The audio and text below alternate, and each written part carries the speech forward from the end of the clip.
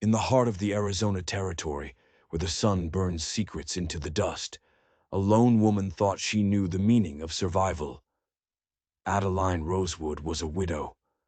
Grief and grit were the only things she had left. She believed the frontier had already thrown its worst at her, and that the silence of her homestead was the final trial. She was wrong, dead wrong, because a storm was coming, a storm that would wash a dying man onto her land. And in his veins, he carried a secret that would set the whole territory on fire. The sky over the Dragoon Mountains turned the color of a day-old bruise. Adeline watched from her cabin window, her hands frozen in a lump of dough. The wind was a hot, dry whisper, kicking up dust so fine it looked like smoke, a warning of the violence to come. This was the monsoon season of 1883. It was a time when the sky, usually a cruel, empty blue, would throw a tantrum like a spoiled god. Her cabin was small, but Thomas had built it strong. It sat near Willow Creek, a stream that was barely a trickle most of the year. It was a lonely place, a monument to a dream that had died 2 years ago, right along with her husband. A fever took him, fast and mean. It left Adeline with the cabin, a mule named Clementine, who was as stubborn as she was, and a silence that felt heavier than a tombstone. When the storm finally broke, it didn't just rain. The heavens ripped open. Water came down in solid sheets, hitting the roof like 1,000 tiny hammers. Thunder cracked the sky in two, and lightning showed her the world in flashes of brilliant, terrifying white. But Adeline wasn't a woman who scared easy. The frontier had sanded down her soft edges, leaving something tougher in their place. She lit her kerosene lamp, its warm glow a tiny fist held up against the raging dark, and she went back to her dough.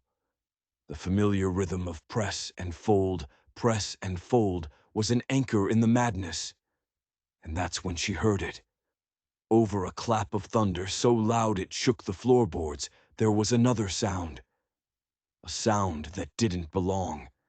It was a raw, grating cry, almost human, and it was swallowed by the wind as quickly as it came. She froze. Her knuckles went white in the dough. It could be a mountain lion. Their screams sometimes sounded like a woman in trouble. It could be the wind, playing tricks on the barn. But it had sounded real. It had sounded desperate. Her husband, Thomas, had always told her, "Addie, out here, the only thing that'll keep you alive is minding your own business." But her father, a doctor back in Ohio, had taught her something different. To ignore a cry for help, he'd said, is to cut out a piece of your own soul. The storm howled for another hour before it tired itself out, settling into a steady drumbeat on the roof. The cry hadn't come again. Maybe it was nothing. But the silence that followed was worse than the storm. Adeline couldn't settle. She couldn't sit still. She pulled on Thomas's heavy oilskin coat, the familiar weight a comfort on her shoulders. She took the Winchester rifle from its pegs by the door. The cold steel felt solid in her hands. Then she opened the door and stepped out into the night.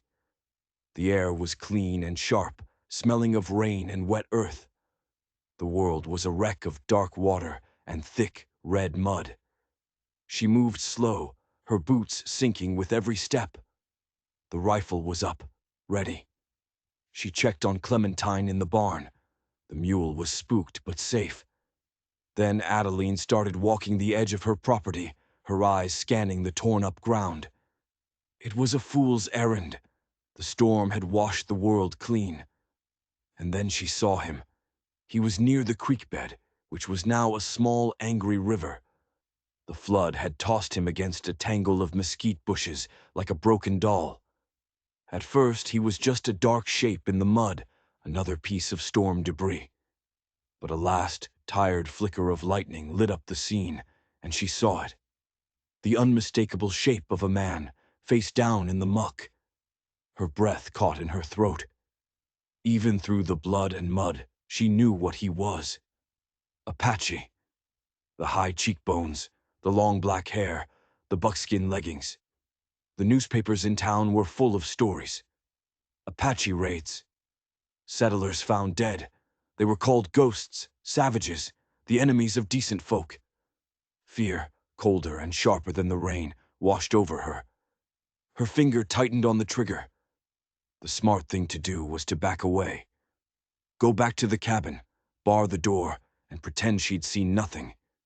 He was probably dead anyway. And if he wasn't, he was a threat. It was that simple. This was the choice Thomas would have told her to make. She took a step back, her boots squelching in the mud. And then he made a sound.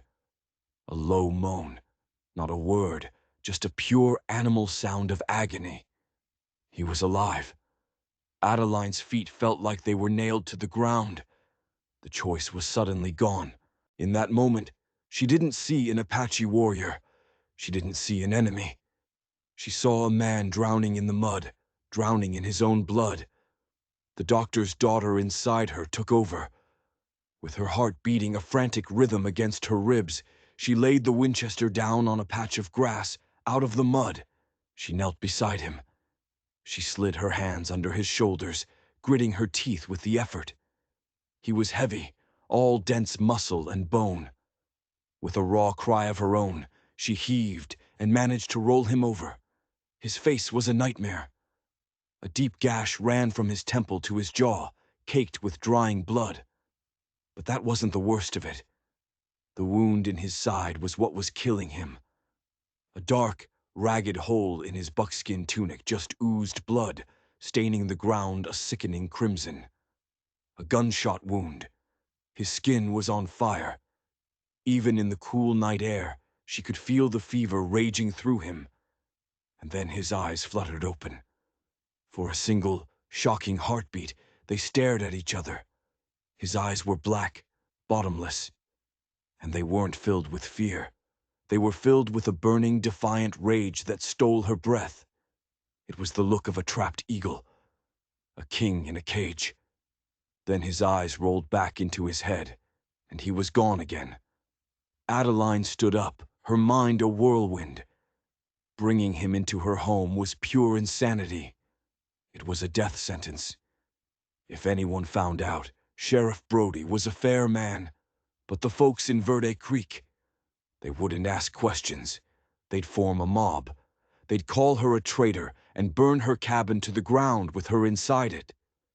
But leaving him here, that was just a slower kind of murder. The coyotes would find him before the sun came up. She looked down at his face again, at the proud, harsh lines that were softened now by unconsciousness. She saw a shiver run through his powerful body. He wasn't an enemy. He was just a man, broken and dying. God forgive me, she whispered to the storm-drenched sky.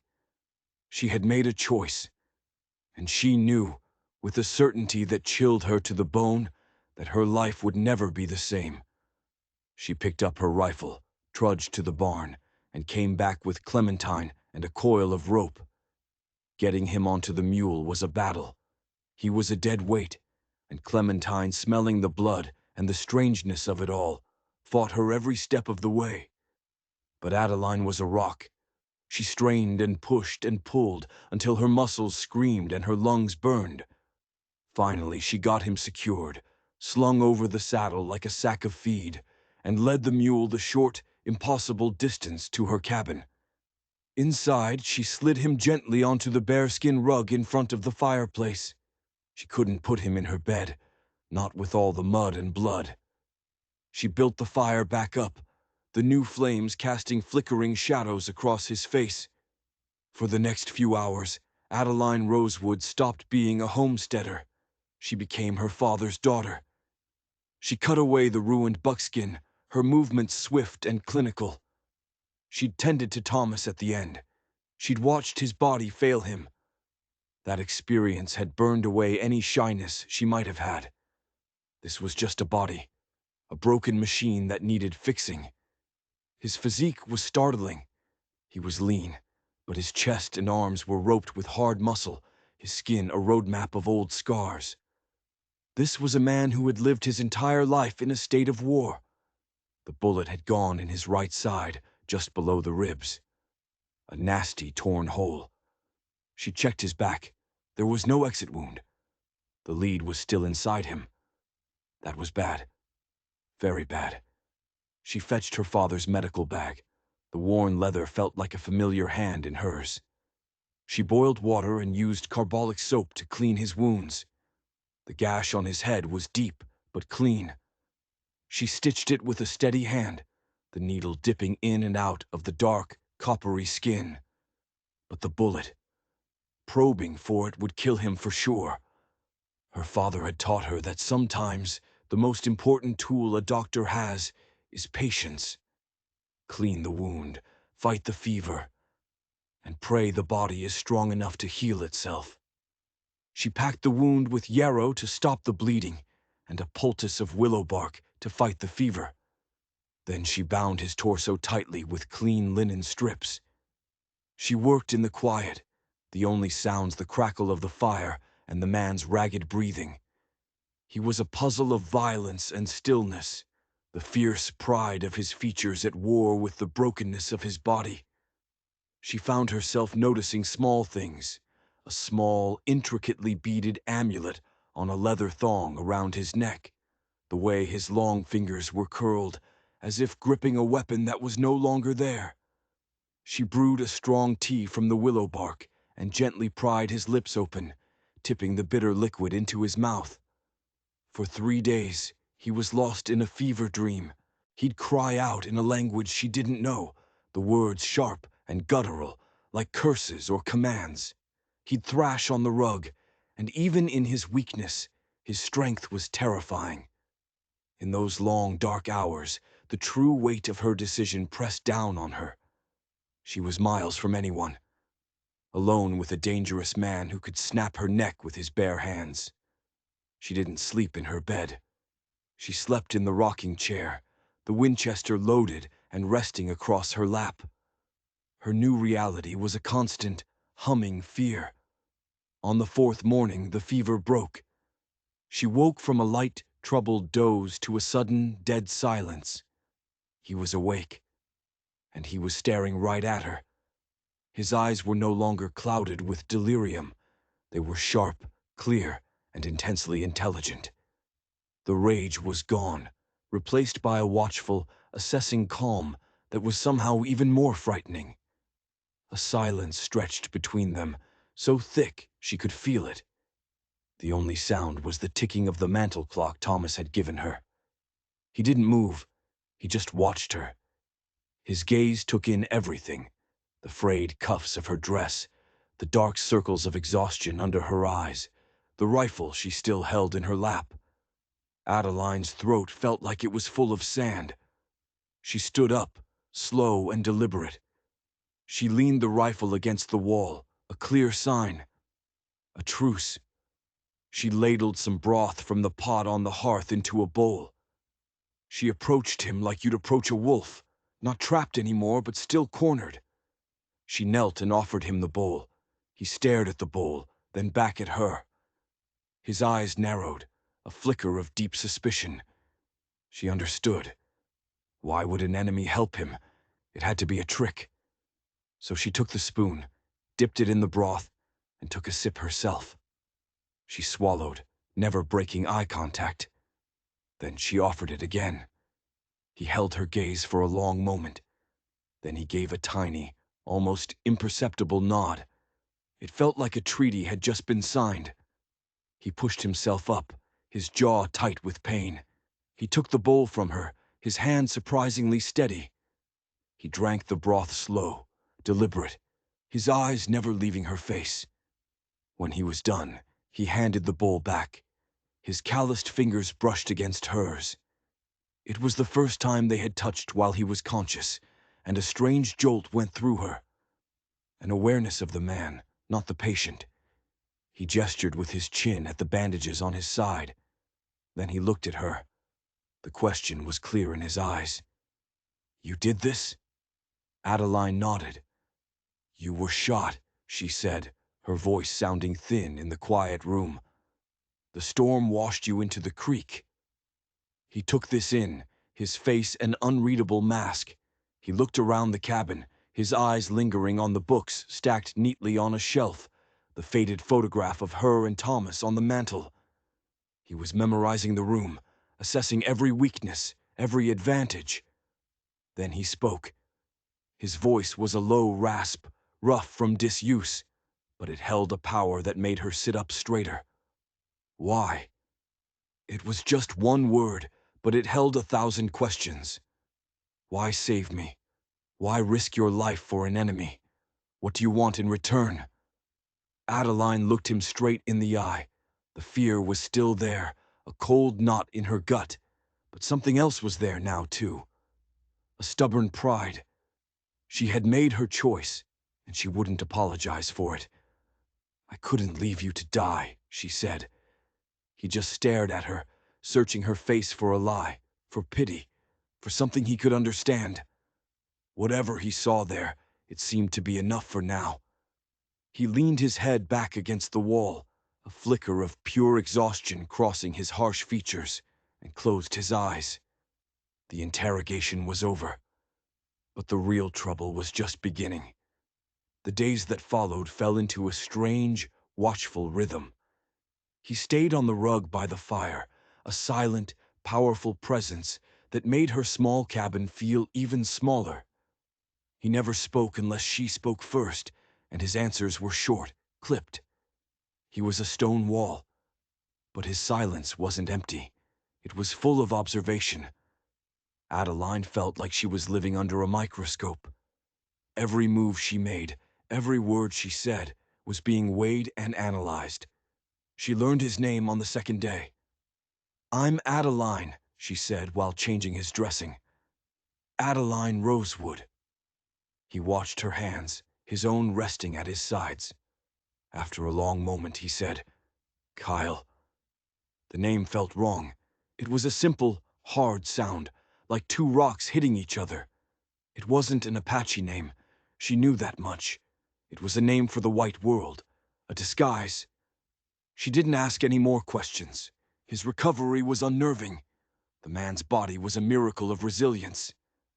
Every day he was stronger, the weakness burning away to reveal a coiled, dangerous power underneath. Soon he was moving around the cabin, his steps slow at first, his hand often pressed to his side. He moved with a quiet, deadly grace that was mesmerizing. He moved like a predator. A strange kind of trust began to grow between them. It wasn't built on words, but on small actions.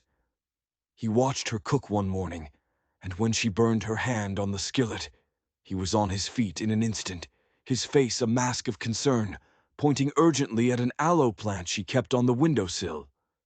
She, in turn, learned to read his silences. A tension in his shoulders meant the wound was biting him. A distant look in his dark eyes meant his mind was far away, back in the mountains with his people. One afternoon, a tiny wren flew in through the open door and started beating itself against the window pane, desperate to get out. Adeline went to shoo it away, but Kyle held up a hand to stop her. He rose, silent as smoke. He approached the terrified bird and began to speak to it in his own language. The words were soft, musical, nothing like the harsh commands she'd heard in his fever. He gently cupped his hands around the tiny bird, walked to the door, and opened his palms. The wren shot into the sky like an arrow. He watched it go, and she saw a flicker of something in his eyes she couldn't name. In that moment, he wasn't a warrior. He was just a man who understood the language of wild things. But the outside world couldn't be kept out forever. On the 6th day, the sound of hoofbeats sent a spike of pure ice through Adeline's veins. In an instant, Kyle was on his feet, his body tense, his hand instinctively going to a weapon that wasn't there. Adeline scrambled to the window, her heart pounding against her ribs. Two riders, making their way up the track to her cabin. They were white men, rough-looking, and they had rifles in their saddle scabbards. A cold dread washed over her. These weren't friendly visitors. "Get down!" Kyle's voice was a low, urgent command from behind her. "Away from the window!" She obeyed instantly, her mind racing. Who were they? Prospectors?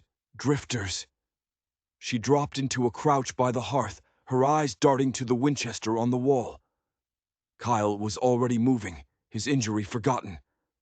He pressed himself flat against the wall next to the door, a spot where he'd be invisible from the outside. His eyes were cold and hard. The patient was gone. The warrior was back. The riders stopped just outside her fence. One of them, a big bearded man in a stained duster, called out, "Hello, the house! Anyone home?" Adeline's mind spun. If she didn't answer, they'd get suspicious. If she did, her voice would shake and give everything away. "Answer him," Kyle whispered, his voice barely a breath. "Tell them your husband is away. Tell them to leave." Adeline took a shaky breath and pushed herself to her feet. She walked to the door and opened it just a crack. "Can I help you?" The bearded man smiled, a greasy, unpleasant sight. "Just passing through, ma'am. Me and my partner, Gus. We're looking for someone." He paused, his small, cruel eyes boring into hers. "An Apache buck. Ran this way after a disagreement a few days back. Shot up pretty bad. You ain't seen anyone like that, have you?" The blood drained from Adeline's face. Her stomach turned to a block of ice. These weren't just any men. They were the men who had shot Kyle. She forced herself to meet the man's gaze. "No," she said, her voice somehow steady. "No one's been through here. Just me and my stock." The man's eyes roamed over her, then tried to peer past her into the dim cabin. "You all alone out here, ma'am? A pretty thing like you? Dangerous country for a woman by her lonesome." "My husband is in Verde Creek for supplies," she lied, the words tasting like ash in her mouth. "I'm expecting him back by sundown." The man's partner, a wiry man with shifty eyes, spat a stream of tobacco juice. "We lost his trail in that flash flood, washed everything clean. But he's hurt. He can't have gotten far." "Well, he's not here," Adeline said, her voice sharp with a desperate, false confidence. "Now, if you'll excuse me, I have chores." She started to close the door, but the bearded man held up a hand. "Hold on now. We've been riding all morning. Mighty thirsty. You wouldn't begrudge a couple of thirsty men a drink from your well, would you?" It was a test, a trap. If she said no, it would look suspicious. If she said yes, they'd be on her property, closer to the house, close enough to see something, to hear something. From his hiding place by the door, she could feel Kyle's tension, a dangerous energy filling the small space. "The well is over there," she said, nodding towards it. "Help yourselves, but please be on your way after. My husband is a jealous man." The bearded man laughed, a harsh, grating sound. "I'll bet he is." The two men dismounted and ambled toward the well. Adeline watched them, every muscle in her body screaming. Inside, Kyle was a statue. He knew, just like she did, that their lives were hanging by the thinnest of threads. The minutes crawled by. The men drank, watered their horses, and talked in low voices, their eyes constantly scanning the homestead. It was torture. Finally, they mounted up. "Much obliged, ma'am," the bearded man called, tipping his hat in a mockery of politeness. "If you do happen to see a stray Apache, well, there's a handsome bounty on his head, dead or alive." He turned his horse, and they rode off, disappearing over the rise. Adeline didn't move a muscle until they were completely gone. Only then did she shut the door and lean against it, her legs trembling so badly she could barely stand. Kyle stepped out of the shadows. The cold fury in his eyes was a terrifying thing to see. He went to the window and watched the direction the men had gone, his jaw tight. "They will be back," he said. It wasn't a guess. It was a fact. They did not believe you. He turned and looked at her, his expression softening just a fraction as he saw her pale, shaken face. He went to the water bucket, filled a dipper, and handed it to her. "You were brave," he said quietly. Adeline drank, her hand shaking. "They're the ones who shot you." "Yes," he said, his eyes turning to flint. "And they will not stop until they find me. You are in danger now, Adeline Rosewood. Because of me." But he was wrong about one thing. She wasn't just in danger because of him. She was in danger with him. And in that moment, she knew she wouldn't have it any other way. The visit from the bounty hunters, Kane and Gus, shattered the fragile peace of the cabin. The air was now thick with tension. Every gust of wind sounded like horses. Every shadow looked like a man with a rifle. Adeline found she couldn't sleep. The Winchester was her new bedfellow. Kyle, on the other hand, seemed to draw strength from the danger. He wasn't just recovering anymore. He was preparing. He pushed himself, walking the perimeter of the property, testing his strength, his face a mask of stoic determination. The man was forging himself back into a weapon right before her eyes. One evening, as the sun set the sky on fire, Adeline was cleaning her rifle on the porch. The familiar smell of gun oil was somehow comforting. Kyle sat on the steps, sharpening a small skinning knife. A knife she hadn't even known he had until after Kane and Gus had left. The quiet scrape of stone against steel was the only sound. "You know how to use that," he said. It wasn't a question. "My husband Thomas taught me," she answered. "He said a woman alone out here needed to know how to shoot straighter than she could pray." Kyle grunted. He was a wise man. "He was a good man," she said softly. A different kind of silence settled between them. The space between their two worlds seemed to shrink. She wasn't a white woman, and he wasn't an Apache warrior. They were just two people, waiting for a fight. "They will come back soon," Kyle said, his voice low. "Perhaps tomorrow. They won't search. They will come straight here." "What will we do?" Adeline asked. He tested the knife's edge with his thumb. "When they come," he said, his voice flat, "you will not be here." Adeline stopped her work. "What are you talking about? This is my home." "It is a wooden box," he countered, his gaze intense. "Your life is your home. At first light, you will take your mule and ride east, to the town. You will be safe there." The idea was unthinkable. Abandon the cabin? Abandon the last piece of Thomas she had left? "And you?" she asked. "What will you do?" "I will wait for them," he said, his voice cold and simple. "This is my fight. It is not yours." A hot flash of anger surprised her. "You think I would run, after I lied for you, after I tended your wounds? I am just as much a part of this as you are. Those men won't just be looking for you. They'll be looking for the woman who helped you." He looked at her then, really looked at her. And for the first time, she saw something flicker in his eyes, besides caution and pain. It was respect, and maybe a little bit of regret. "You have a warrior's heart, Adeline Rosewood," he said, "but this is a battle you cannot win." "Then we will lose it together," she replied, her chin set. He stared at her for a long time as the light died. The harsh lines of his face seemed to deepen. Then he put down the knife.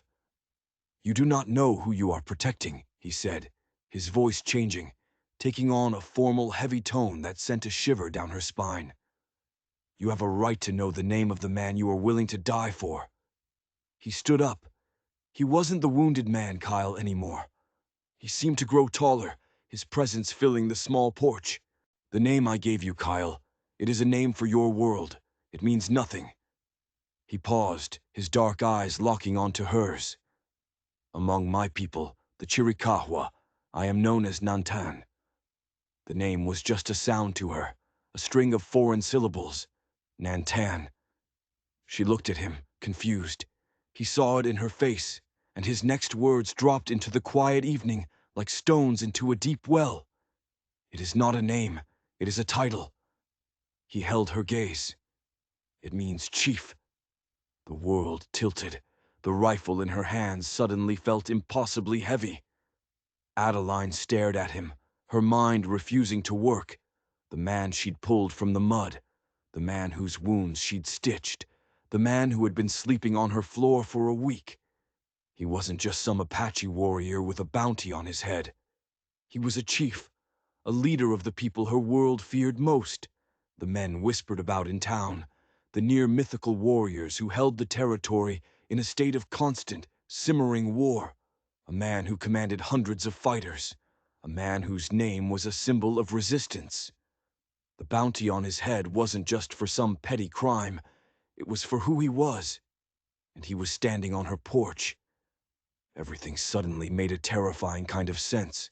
The authority in his voice, even when he was half dead. The strategic way he assessed her cabin. The sheer, unbreakable will to live. "Chief," she whispered, the word feeling strange on her tongue. He gave a slow, solemn nod. "My people are searching for me. The men who shot me were not simple bounty hunters. They were hired, sent to kill me, to break the spirit of my people." Adeline sank onto the porch steps. The danger she was in had just multiplied by 1,000. This wasn't just about sheltering a fugitive anymore. This was about harboring an enemy of the United States Army. Sheriff Brody's fairness wouldn't matter now. The army would come. They would burn her home to the ground without a second thought. She looked up at him. He was watching her, waiting for her reaction. He expected her to be terrified. He expected her to run. And she was terrified. But as the shock wore off, something else took its place. A cold, hard resolve.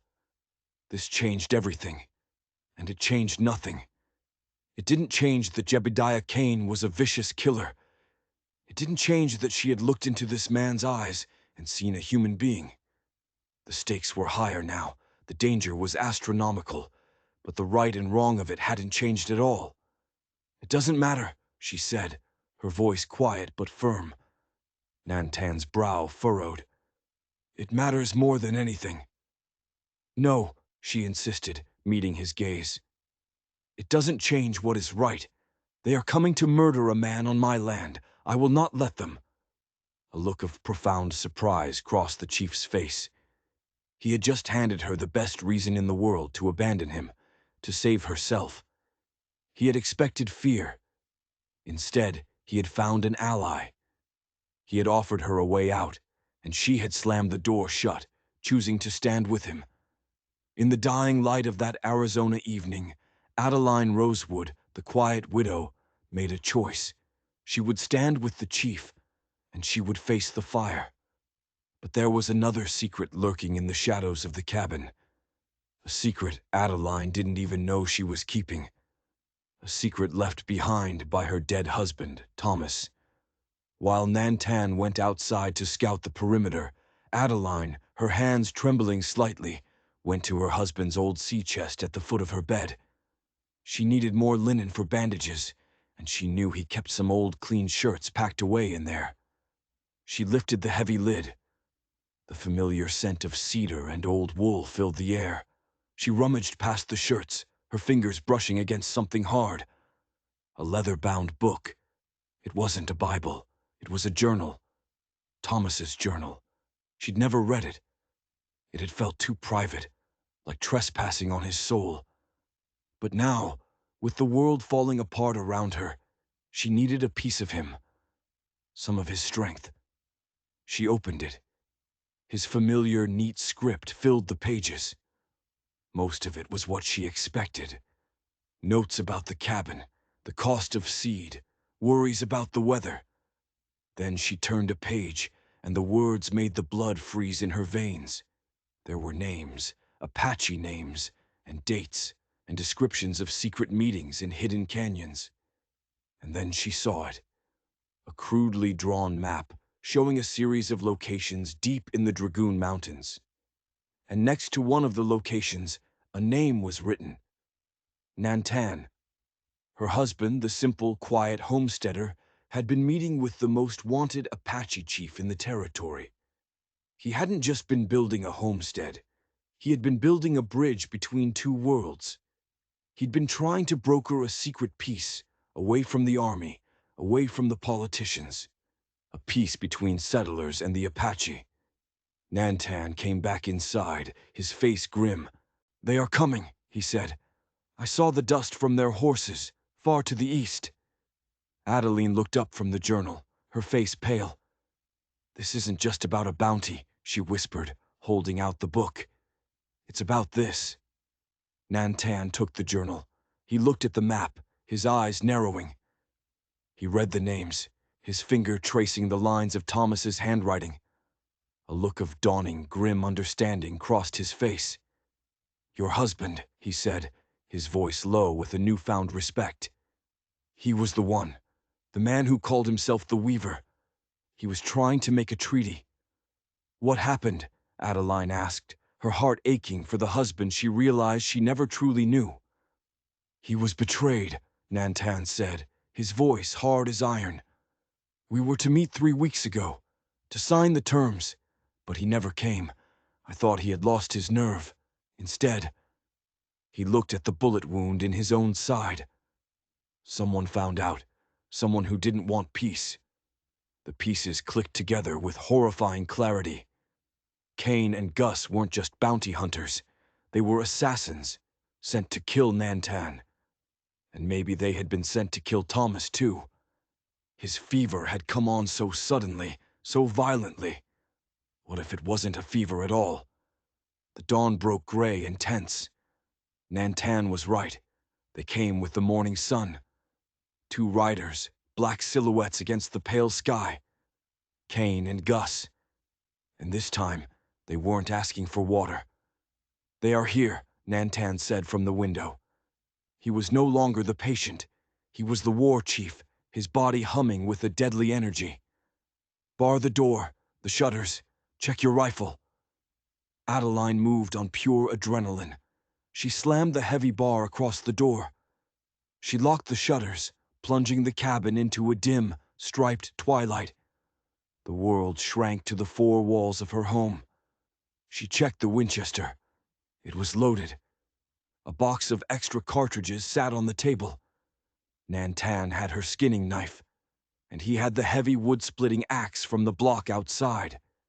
It leaned against the wall next to him, its edge gleaming in the lamplight.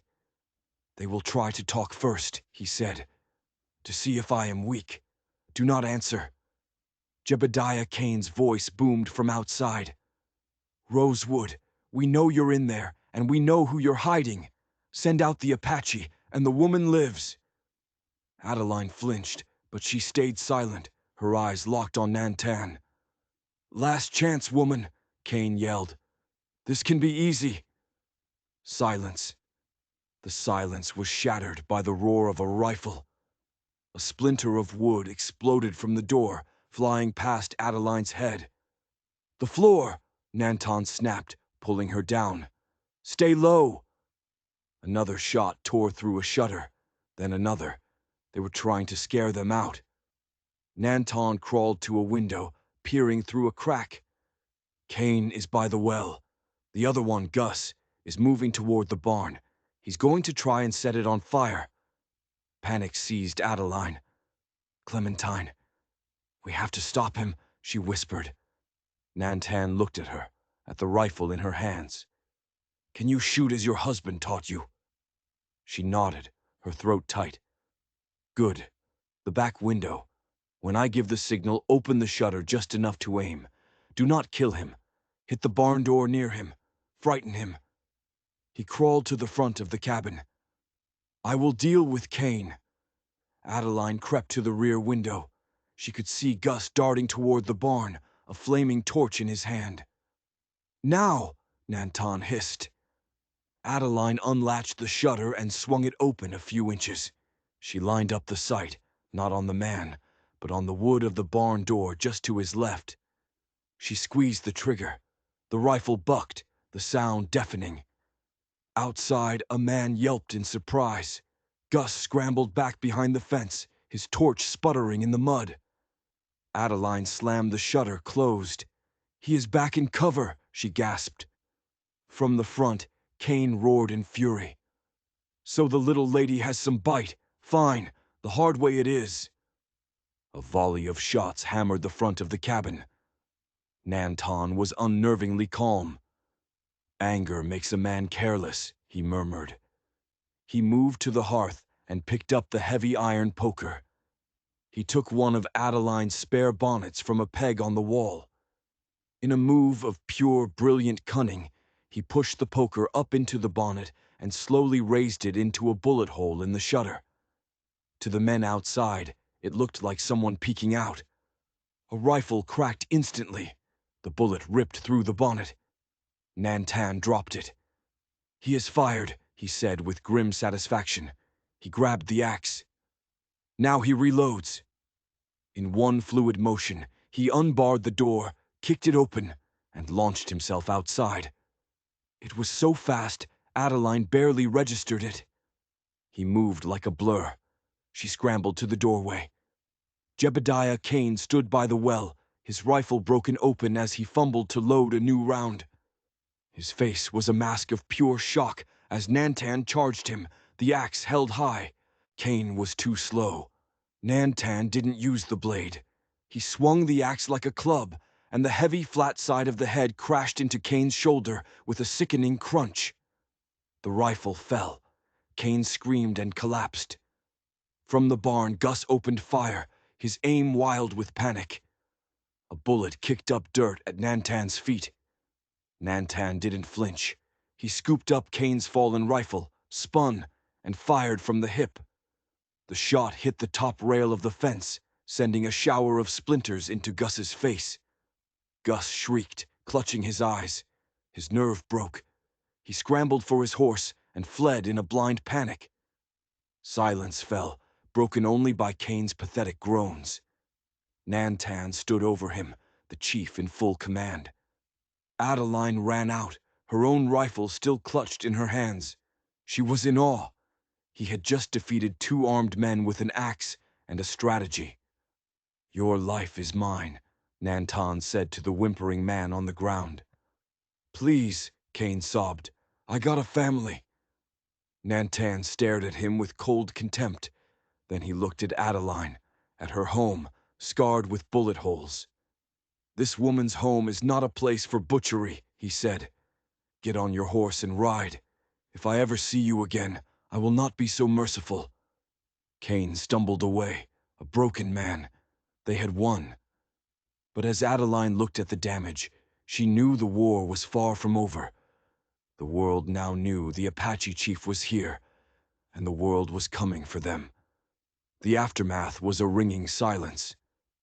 Adeline and Nantan moved together, clearing the splintered wood, their shared battle forging a bond deeper than words.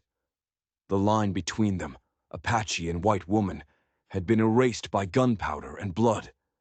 They were allies. As dusk fell, they sat at her table. The immediate danger was gone, but a larger one was on its way. "Gus will go to the fort," Nantan said, his gaze on the dark mountains. "The army will come. Not 2 men, a troop." A cold dread settled in Adeline's stomach. "You have to leave," she urged.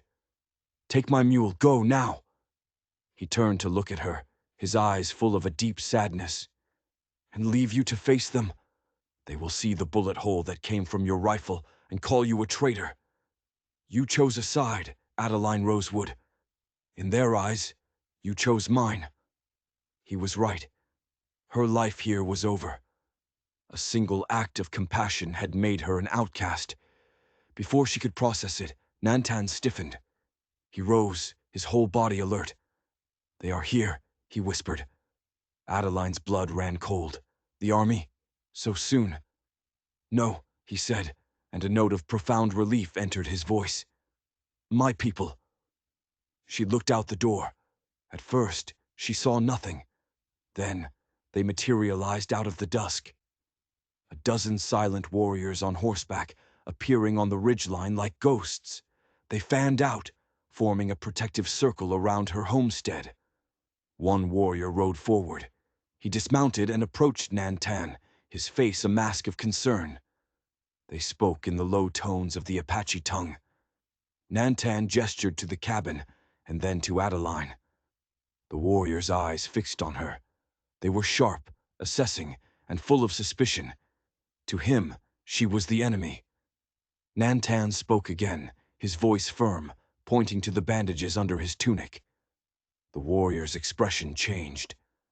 Suspicion turned to understanding, then to a grudging respect. He gave a stiff nod to his chief, and then to her. "This is Dova," Nantan said to her. "My brother's son." The time had come to say goodbye. His people were here. He was safe. He stood before her on the porch. "You saved my life," he said. "My people are in your debt." "I only did what was right," she whispered, her heart aching with a strange new sorrow. "Few in your world would agree," he said softly. He reached for the beaded amulet at his neck. He untied the leather thong and pressed the cool, smooth turquoise stone into her hand. It was carved in the shape of an eagle. "This was my mother's," he said, his voice softer than she'd ever heard it. "It is a symbol of protection. Show it to any Chiricahua, and they will know you are a friend." He closed her fingers around the stone. "The army will come. Tell them what you must to survive. But you cannot stay here. Your life in this place is over." "Where will I go?" she asked. "The world is larger than this valley," he said, his eyes full of sadness for her. "You have a warrior's heart, Adeline Rosewood. You will find your way." He turned and swung onto his pony. He looked back at her one last time, a long, unreadable look that spoke of gratitude and respect. Then he and his warriors melted back into the shadows, leaving Adeline alone, the turquoise amulet clutched in her hand, her world forever changed. 2 days later, the cavalry arrived. A full troop, led by a sharp-eyed Captain Beaumont. And their guide was the vengeful, bandaged bounty hunter, Gus. Adeline met them on the porch, her back straight, the turquoise amulet a secret weight in her pocket. She told them her story, a careful lie built around a core of truth. She was a doctor's daughter. She was bound by an oath to help the wounded. The Apache was delirious. She was his unwilling nurse. When the bounty hunters attacked, he used the chaos to escape. Beaumont's questions were relentless, but her story held.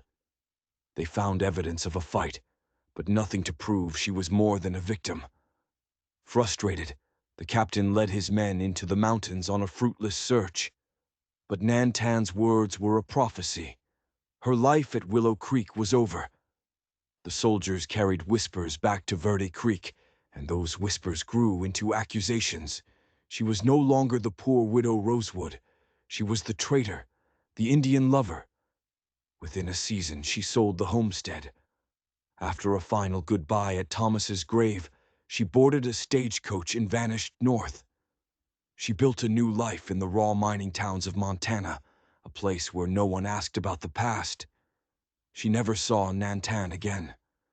But sometimes stories would trickle up from the south. Legends of a brilliant Chiricahua chief who eluded the army for years, a leader known for his ferocity, but also for strange, inexplicable acts of mercy. They all called him Nantan. On cold nights, Adeline would look south towards the mountains, and her hand would close around the turquoise amulet. She lived a quiet life, but sometimes, on a still morning, she would find a single eagle feather left on her windowsill. A silent message on the wind, a promise from a world she had touched, a promise that she would never be forgotten. The story of Adeline Rosewood and Chief Nantan is a testament to the fact that the true history of the West wasn't just written by cowboys and cavalry, but by the quiet, momentous choices of ordinary people in extraordinary circumstances. It's a story of compassion in a time of conflict, a reminder that the line between friend and foe can be blurred by a simple act of humanity. Theirs was not a romance, but a rare and powerful alliance of two worlds, a secret bond of respect forged in the heart of the fire.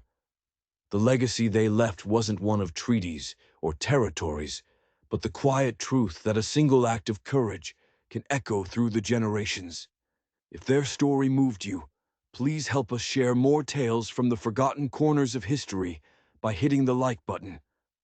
Share this video with someone who loves a powerful story. And don't forget to subscribe to our channel for more deep dives into the dramatic, untold stories that shaped the American West. Thank you for listening.